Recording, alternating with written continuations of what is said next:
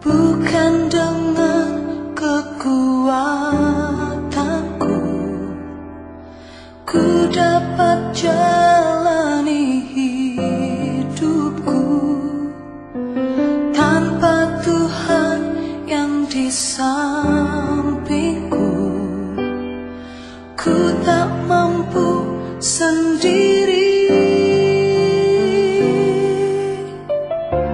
Engkaulah kuatku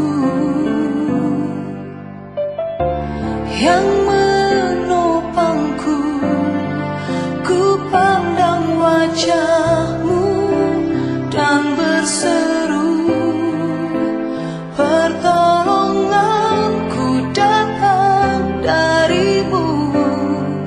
Peganglah tanganku, jangan lepaskan, Kaulah harapan dalam hidupku.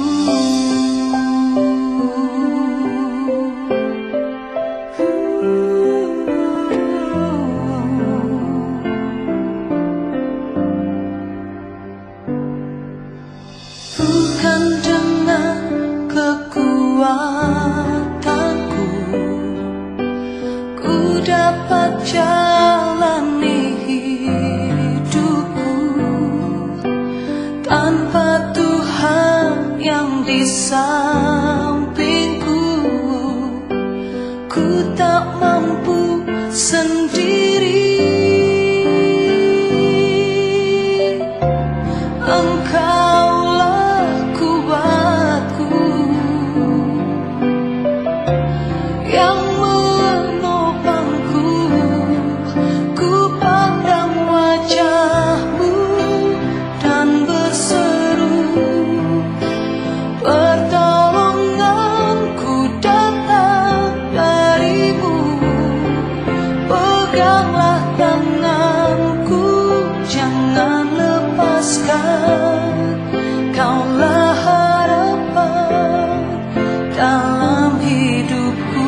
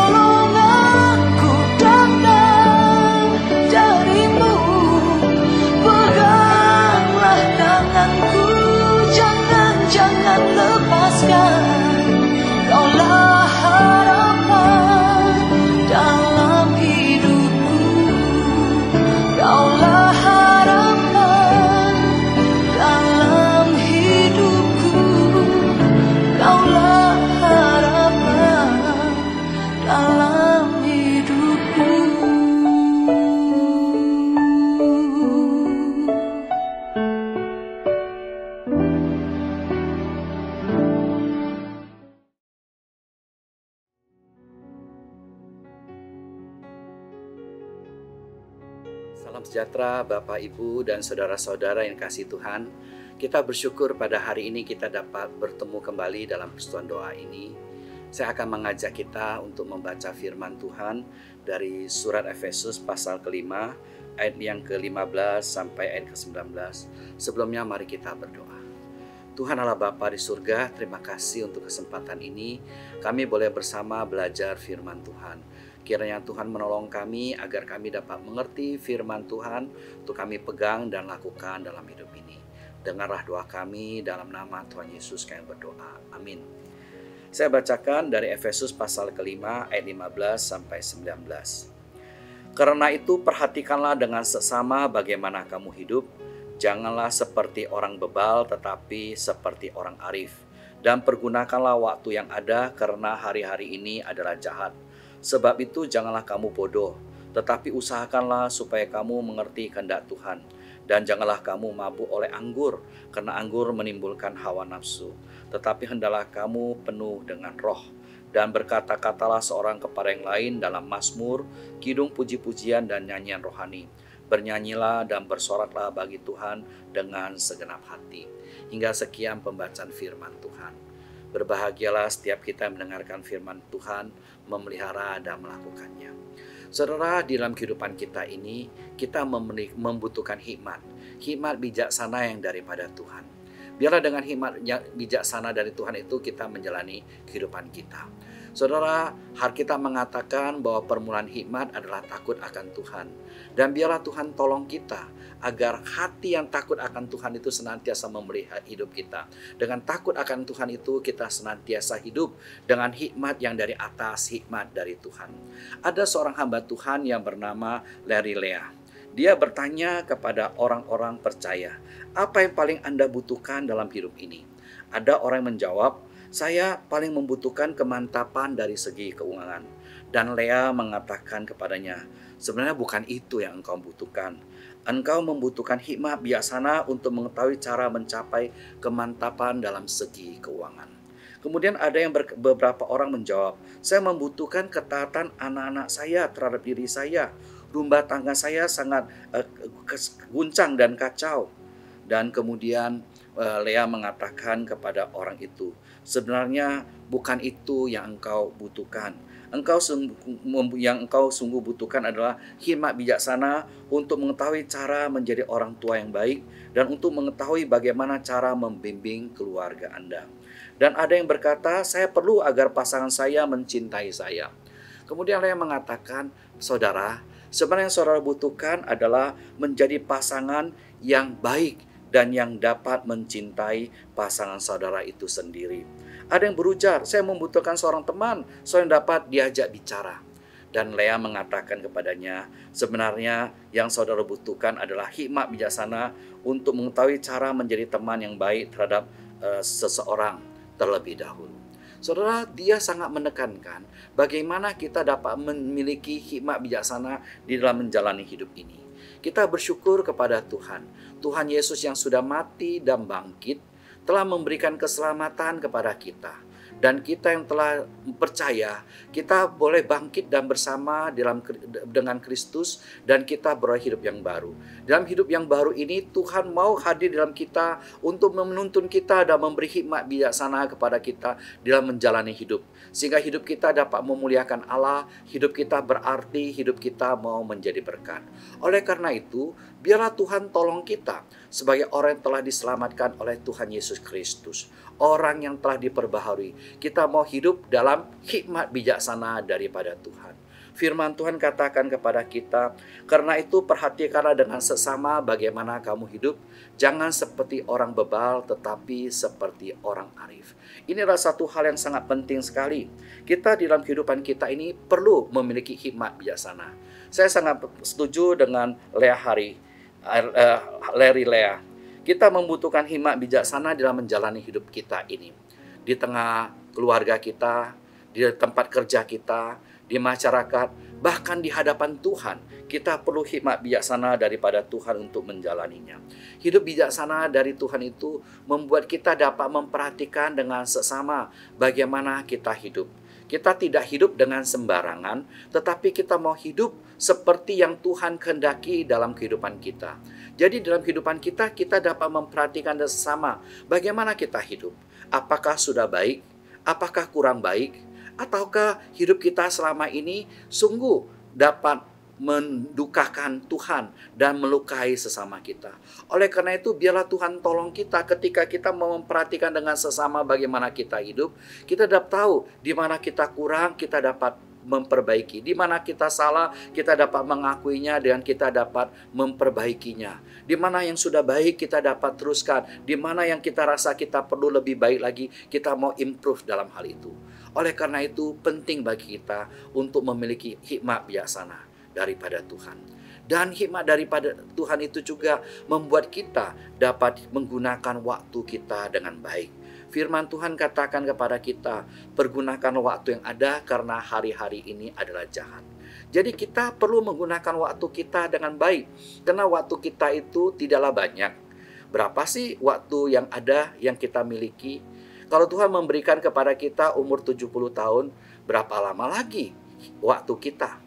Kalau Tuhan memberikan waktu kita 60 tahun, masih berapa panjang lagi umur kita? Dan satu hal yang jangan kita lupa, bahwa Tuhan Yesus segera kembali.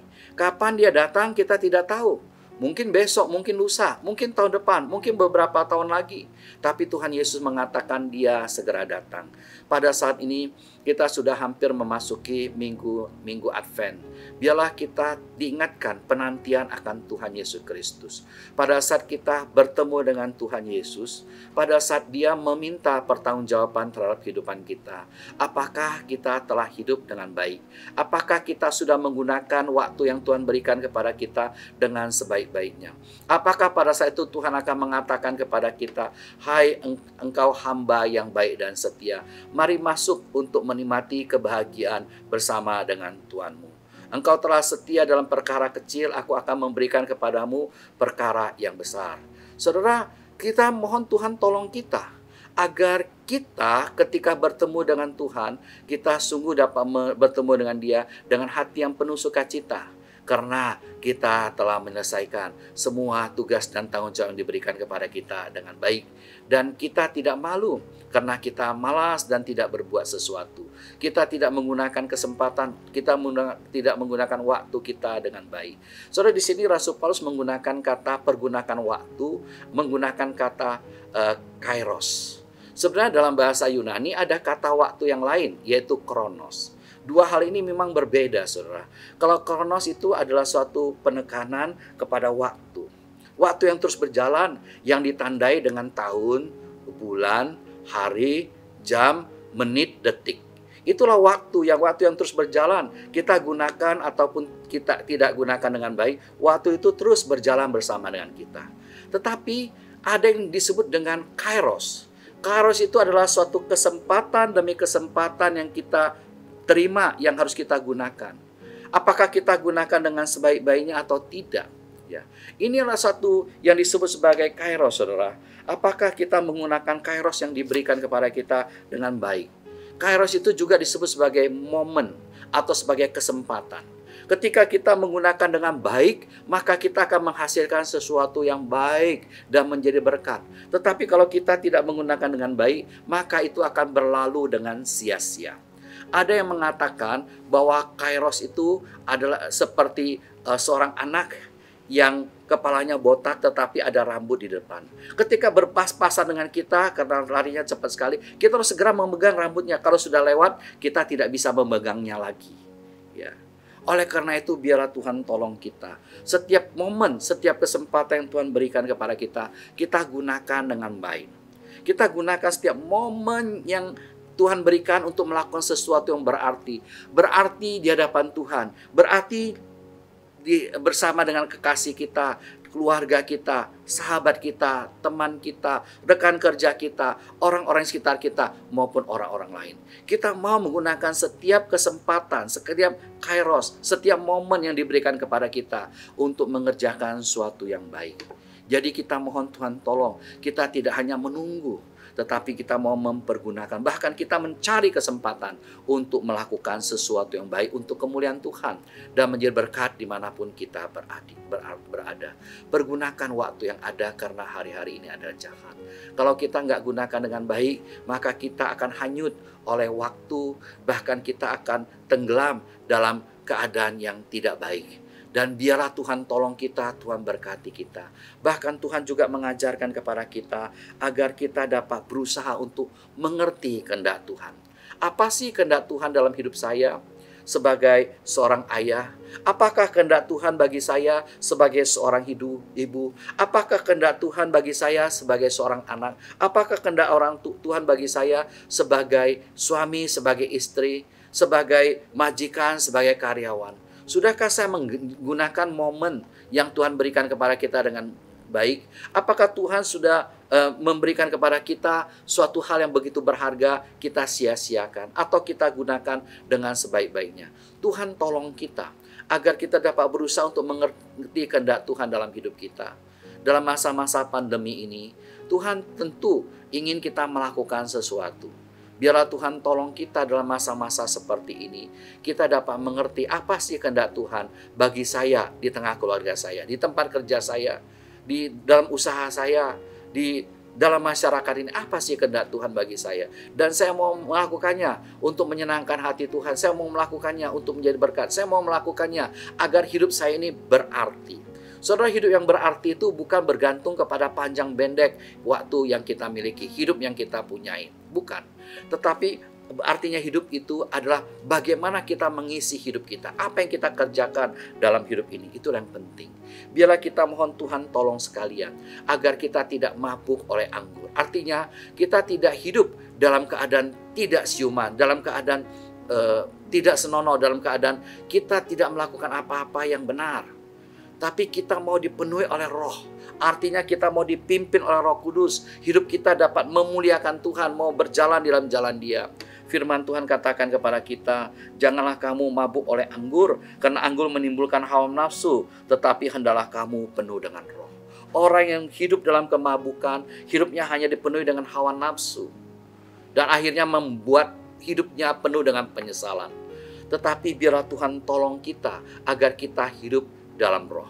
Ada orang yang bertanya kepada saya, Pak Andreas, apakah orang Kristen boleh minum anggur? Saya katakan ya boleh, berjalan kudus pakai anggur. Ya, bahkan di dalam surat Rasul Paulus kepada Timotius dia katakan jangan minum air putih saja, tambah sedikit anggur karena pencernaanmu nggak baik. Ya, saudara, kita nggak haram minum anggur, tetapi kita nggak boleh hidup mabuk-mabukan. Itu yang firman Tuhan ajarkan kepada kita. Mabuk baik dalam pengertian mabuk arak, mabuk dalam pengertian mabuk kita menggunakan obat-obatan terlarang. Tuhan tidak menghendaki itu. Tapi yang Tuhan kehendaki adalah hidup kita senantiasa dipimpin oleh Roh Kudus, sehingga hidup kita dapat mempermuliakan Tuhan. Dan dalam keseharian kita, biarlah kita dipenuhi oleh firman Tuhan. Dan hati kita terus terarah kepada Tuhan, sehingga kita dapat berkata seorang kepada yang lain dalam Mazmur, kidung puji-pujian nyanyian rohani. Dan kita dapat bernyanyi bersorak bagi Tuhan dengan segenap hati kita. Dan hati kita senantiasa melimpah dengan syukur. Saudara, biarlah Tuhan tolong kita sekalian. Hari Tuhan sudah dekat. Dan Tuhan akan segera datang. Kapan waktunya kita tidak tahu. Tapi kita harus senantiasa berjaga-jaga, siap sedia, dan berdoa.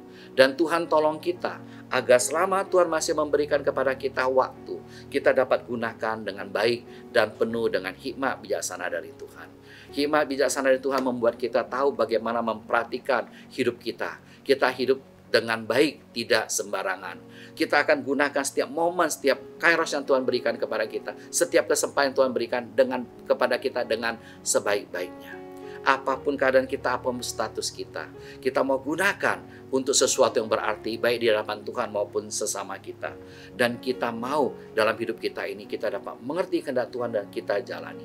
Dalam hidup kita ini, kita senantiasa dapat dekat dengan Tuhan, memuliakan Tuhan. Dalam kehidupan kita, kita dipenuhi dengan spiritualitas yang baik. Tuhan memberkati Bapak, Ibu sekalian. Amin.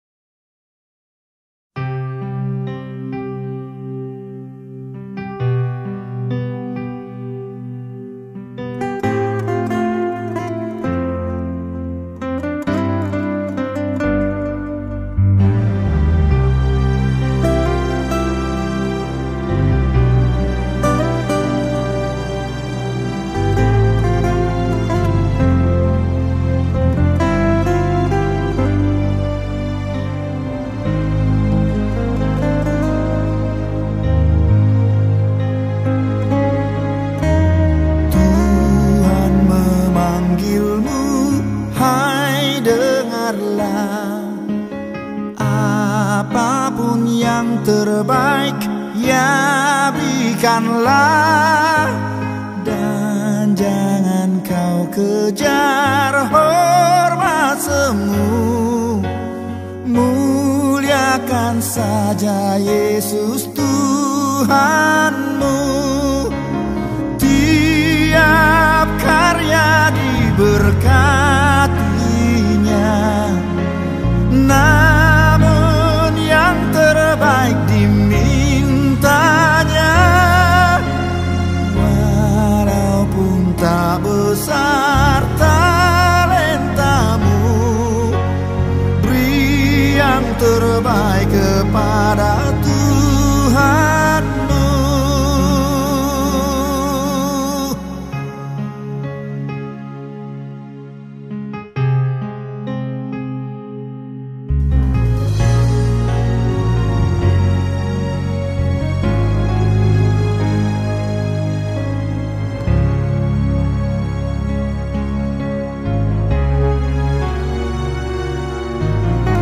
Sanjungan dunia jauhkanlah, dan jangan kau dengar godaannya.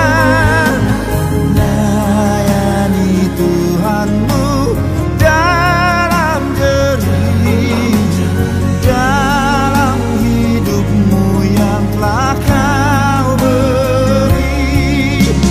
Tiap karya diberkatinya, namun yang terbaik dimintanya.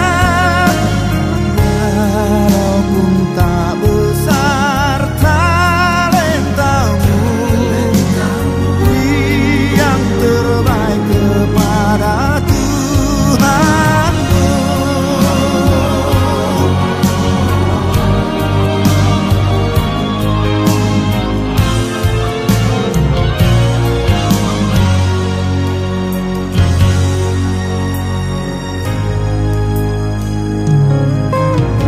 Hari terakhir pun makin dekat. Mantapkan langkahmu, jangan sesat. Sungguhlah janjinya takkan lenyap, bahwa mahkota milikmu tetap. Tiap karya diberkatinya, namun yang terbaik dimintanya. Walaupun tak besar talentamu, beri yang terbaik kepada Tuhanmu. Walaupun tak besar talentamu, beri yang terbaik kepada Tuhanmu. Beri yang terbaik kepada Tuhanmu.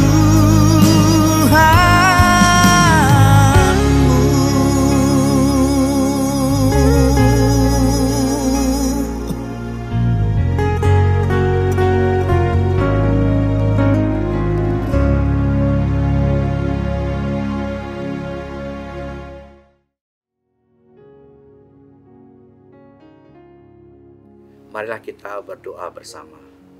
Tuhan Allah Bapa di surga, kami bersyukur pada saat ini kami boleh datang ke hadapan Tuhan untuk berdoa syafaat bersama. Kami mau berdoa Tuhan untuk bangsa dan negara kami Indonesia yang saat ini dilanda oleh pandemi. Kami mohon biarlah Tuhan beri hikmat bijaksana kepada para pemimpin kami, baik yang ada di pusat maupun di daerah, dapat memimpin dengan baik, menjaga keamanan, baik keamanan situasi politik, ekonomi dapat tetap terpelihara dengan baik, rakyat dapat hidup dengan baik. Tuhan pimpin agar segenap bangsa Indonesia, segenap rakyat Indonesia dapat bersatu hati untuk menghadapi ini. Dan Tuhan tolong agar dengan pertolongan Tuhan kami dapat segera terlepas dari pandemi ini, hidup kami dapat normal kembali. Kami mohon kepada Tuhan, biarlah Engkau tolong bangsa Indonesia dapat semakin maju, rakyatnya hidup dalam keadaan baik, makmur, dan sejahtera. Kami datang ke hadapan Tuhan, kami berdoa juga untuk gereja-gereja Tuhan. Tuhan pimpin agar tetap dapat menjalankan misi Kristus di tengah dunia ini dan dapat menjadi berkat, menjadi garam dan terang di tengah-tengah masyarakat Indonesia, bahkan di tengah dunia ini. Kami berdoa bilang Kau tolong kami agar kami sebagai anak-anak Tuhan, kami tidak berbangku tangan, tetapi kami dapat terus melakukan yang terbaik untuk kemuliaan Tuhan.